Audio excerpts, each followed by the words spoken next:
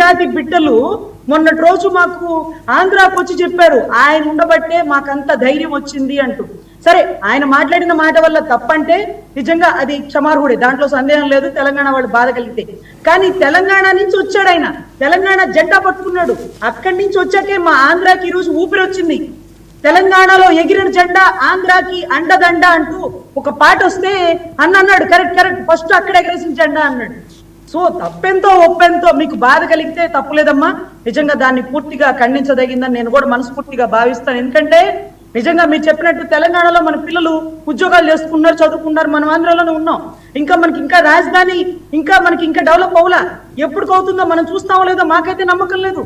10 ఏళ్ళ 15 ఏళ్ళ 20 ఏళ్ళ ఈలోపు వాళ్ళు బాగా చక్కగా సైబరాబాద్ టవర్స్ కట్టుకొని చాలా బాగున్నారు.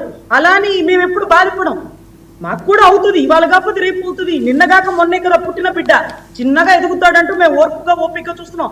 అంతేగాని మా దిష్టి వాళ్ళకి, వాళ్ళ దిష్టి మాకు తగలదు. దిష్టి అన్నంత మాత్రాన తెలంగాణని కించపరచడం అంటే నిజంగా చింతించదగిందండి. ఎనీవే, వారికి బాధ కలిగితే తెలంగాణ వాసులకి, నా సోదరి సోదరులకి నా తరపు నుంచి క్షమాపణలు. అన్న ఏ ఉద్దేశంతో అన్నాడు, ఒక మంచి ఉద్దేశంతో అన్నాడు, తెలంగాణ దిష్టి తగిలింది అన్నాడు, ఇంకొకటి అన్నాడు. నిజంగా ఏదైనా కానీ సుజాత గారు మాట్లాడిన దానికి నేను చెప్తున్నాను, నిజంగా తప్పనిపిస్తే నిజంగా క్షమార్హులమ్మ, నేనైతే చెప్తున్నాను ఓపెన్ గా.